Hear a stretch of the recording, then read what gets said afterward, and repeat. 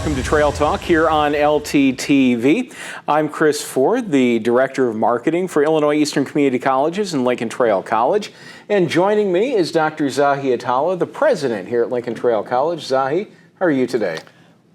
Today I'm doing far better. The reason why we haven't been on the air for a couple of weeks was because I had a bad cold and we didn't want to get everybody sick because of me. Yes, you are infectious even through the camera. Absolutely. Infectious personality. That's right, that's right.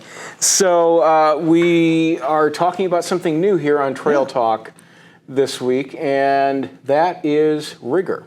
Yeah, so what we hear a lot about is that we tell students, you're not in K through 12 school anymore. Now you're in college. It's a different school.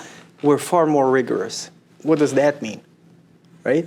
And we've all been in situations where we've heard the adage of 50% if you won't be here, look right, look right, right?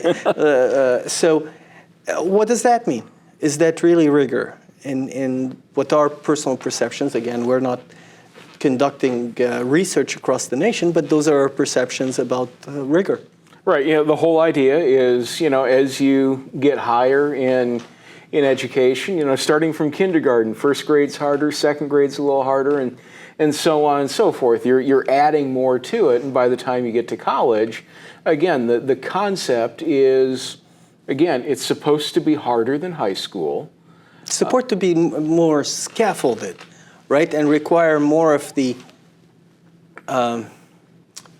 well-rounded knowledge you've acquired, right?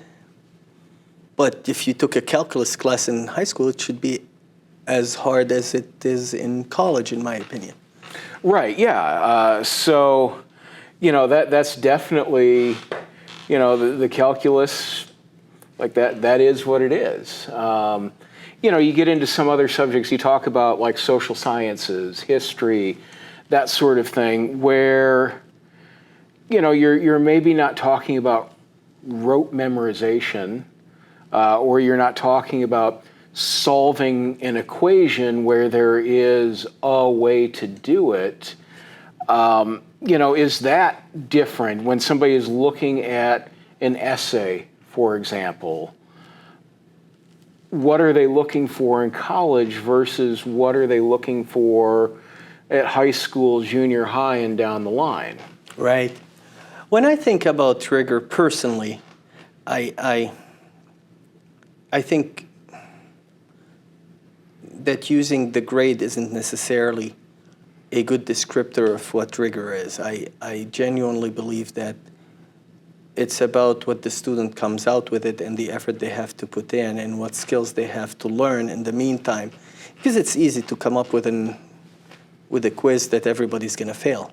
Similarly, it's relatively straightforward to come up with a quiz that everybody's going to ace, whatever the A is. So those are subjective things. As you said, with regard to an essay, and that's another thing, I get personally pretty irritated when there's a non-literature, non-English instructor grading students on the quality of the essay they wrote in their subject matter, whereas they should be focused on the subject matter. Now they're focusing on the English side of the house. I don't know. What do you think about that? That to me is an irker. Yeah, no, I totally understand that, because part of what I think about when I think about rigor and college level and college expectations, it's not only that you know the material, but you know how to apply the material. And, and you have a well-rounded understanding. So an example, I took a class in college from an instructor, and this particular professor was more interested in you checking off certain dates and facts about something than understanding the big picture of it. And his feel, and this was a religion class, his feel is you truly couldn't understand that unless you say this happened at this date, and this was religions of Asia and Africa, and not, as non-Christian religions. So you could describe it, but that wouldn't get you full credit. Now, in my mind, he missed the mark, because to me that didn't seem relevant to understanding. If you were asked to describe a certain, tell me about Hinduism, doesn't necessarily matter what that date is versus what the concept is. Similarly, with an essay, say you assign an essay about a historical event. Unless that date is super relevant, if you were to, talk about the influences of World War II and what led to that cause, and why we got involved. Are the dates as important as the why?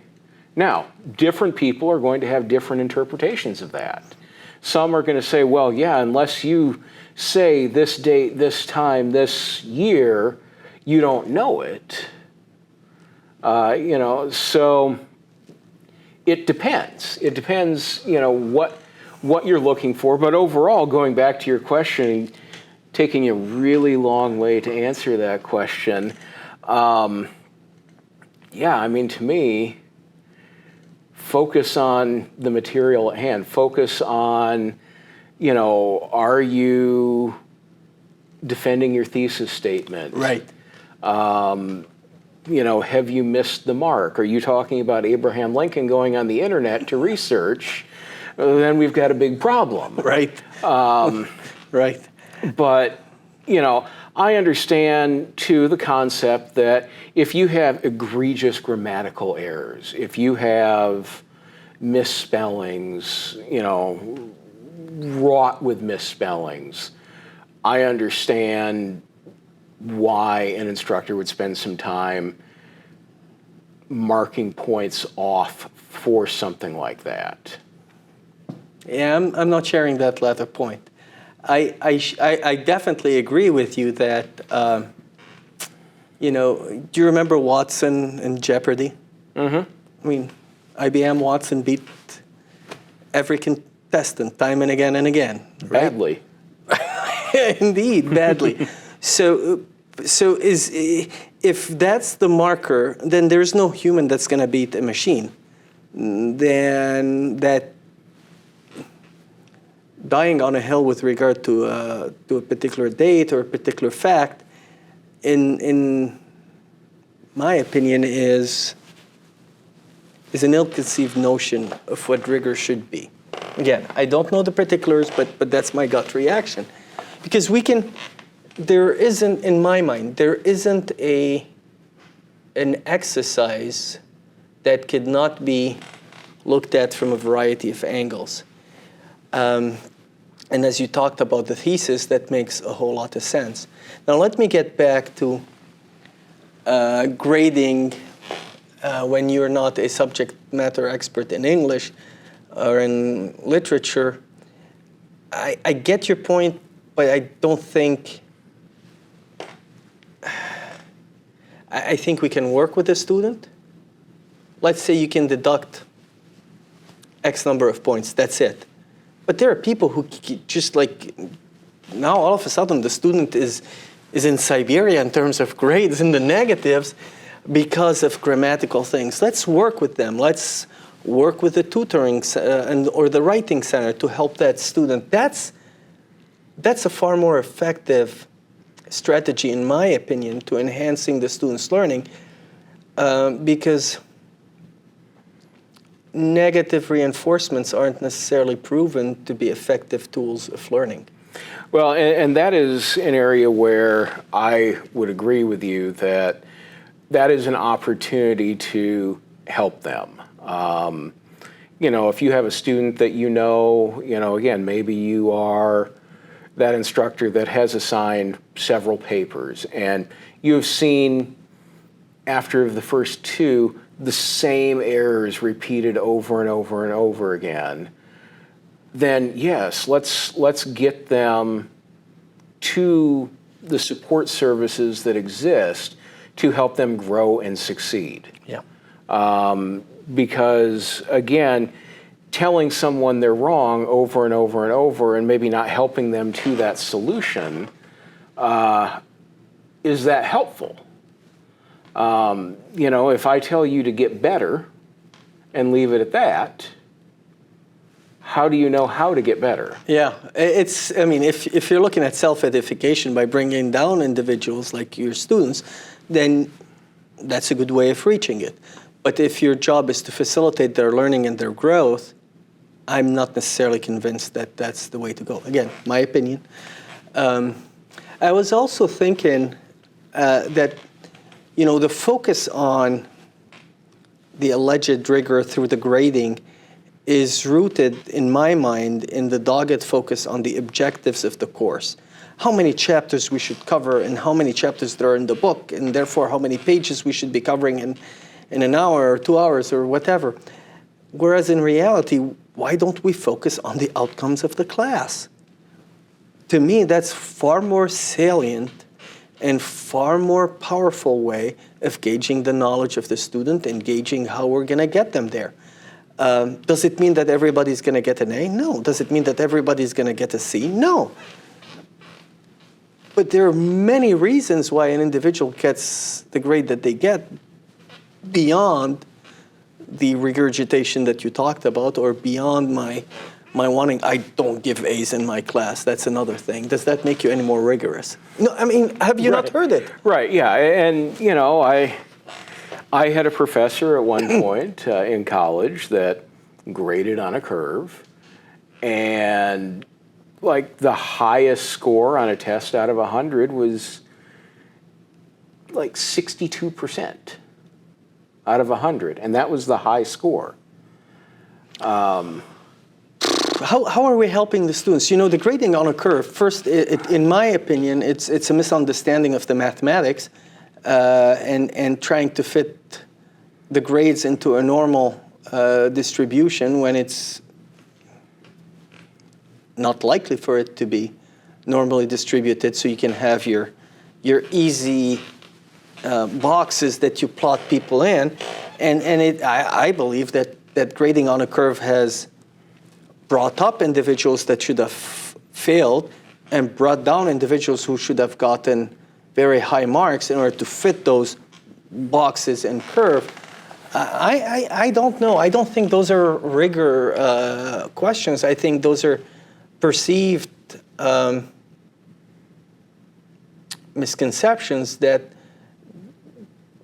whereby at the end of the day, our job is to take the student from this level and get them to the next level, whatever the next level is. And when we do those things, I'm not convinced that we're taking the student anywhere other than just, okay, I got to C, I passed the class, let's move on to the next one.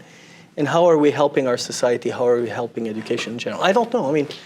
Right. At the end of the day, it's about preparing our students for their next stages of life. Yeah. Whether that is going out into the workforce or continuing on, getting a bachelor's degree and maybe more beyond that.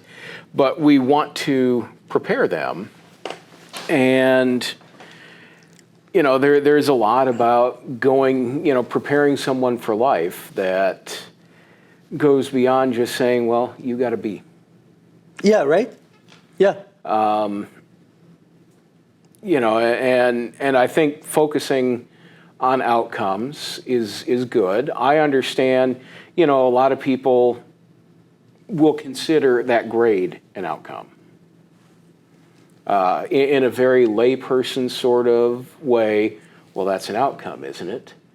Yeah, if you're opening a dictionary and looking at the definition, it is an outcome of an action. But in reality, it's different from the student learning outcomes, and which is what the student should be able to leave with in terms of having learned or being able to do. And Yeah, I don't know. Yeah, and I mean, there are a whole lot of different things that can apply. We talked about this several episodes ago where, you can take an assignment and look at it from different angles. So I talked about the one where I interviewed the World War II vet. Yeah. And, the assignment was to produce something from that, whether that be a paper or a video. And this was circa 30 years ago at this point. But, one of the sneaky things within that is you're teaching interpersonal communications there, for example. Yes, you are. Professionalism. You're teaching, thought building, right?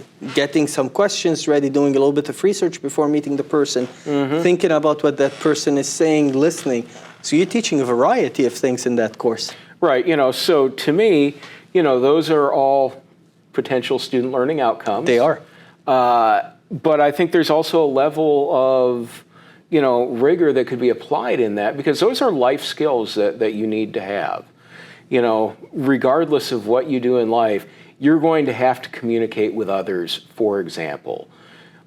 So we want to be able to teach people how to effectively do that, and make sure they leave with that. And that's probably going to be more important than a term paper.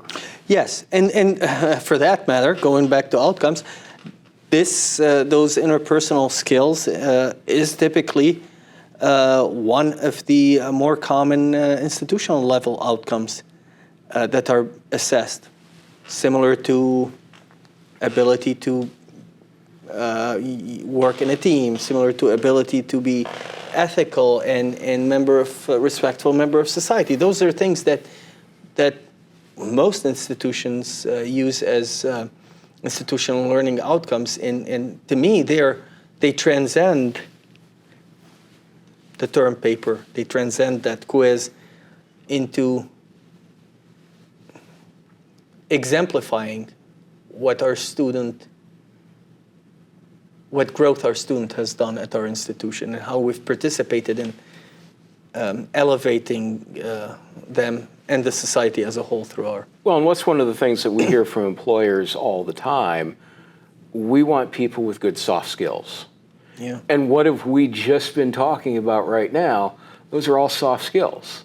Yeah. No, you're spot on. Yeah. So, that's very important. So when looking at, how you're assessing something, be it a paper or a project or whatever, it's important to look at all of those qualities. And, for one thing, you can't just assume people are ready to go with those things. Yeah, it's not because they enrolled in your class that they're done with it from day one. Right. So part of what you should be doing is reinforcing. Right. Or teaching. Yeah. Here's, if you're going to go interview somebody, here's how I would expect you to do that. Those sorts of things. You're working in a group. Here's sort of how we expect group work to go. Right. And, I can remember group work in college where part of that grade Excuse me. Was about how you interacted in that group and what you contributed.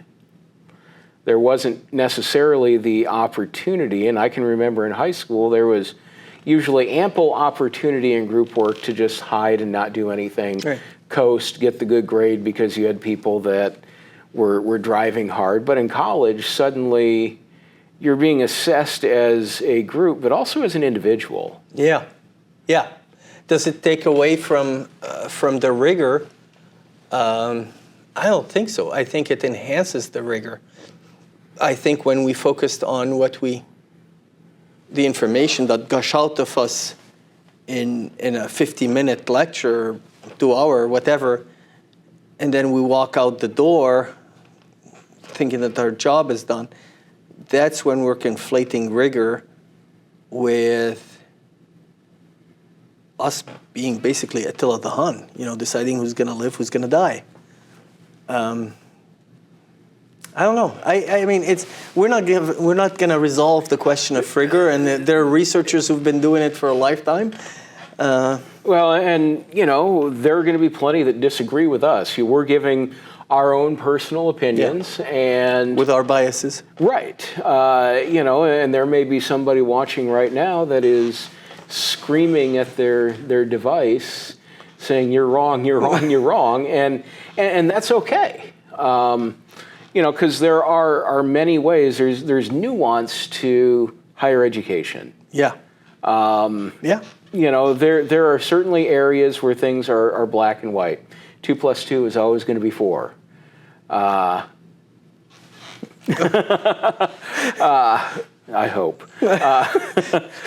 But there's a lot of nuance in how other things are assessed, what that level of rigor is, and how that is applied.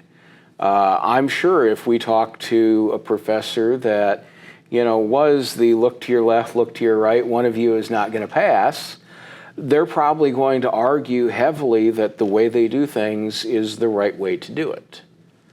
I hope they will argue it, because otherwise they shouldn't be doing it. Very true. And they may have some very compelling reasons as to why. Again, I need to be convinced on that. But, obviously there are some things that, how somebody writes a paper, argues their thesis, how that's laid out, it's subject to a lot of interpretation. You and I may read the exact same paper and come to different conclusions on how well it was done. Yeah, I wouldn't be surprised if I don't know, Shakespeare's teacher thought that he didn't do a great job. He could have done better. I mean, right. It wouldn't surprise me one bit. Einstein's teacher said, that physics there is... So, yeah, I mean, there are a lot of ways to explore this. And, again, we've given our own opinions on this. I think it's something that you and I could just sort of banter back and forth on for hours. And I think this is something that, we could explore in different ways down the road, too. Right, and see what others think about it. Mm-hmm. Because we have our own opinions, and we're probably a little more entrenched than viewers might have liked us to be, but right. We're open. Yeah, so we want to hear from you. We do. What do you think? How do you apply rigor in the classroom? How do you decide what's right and what is too much, what's not enough? Let's hear from you on that. We'll explore this topic again sometime down the road. But for now, I think we've reached a good stopping point. We have. We've bored so many people. So if you enjoy programs like this, be sure and like us here on YouTube and ring that bell down below for notifications when we post more content like this. And follow us on our other social media platforms, all kinds of different content on Facebook, Twitter, Instagram, and now TikTok.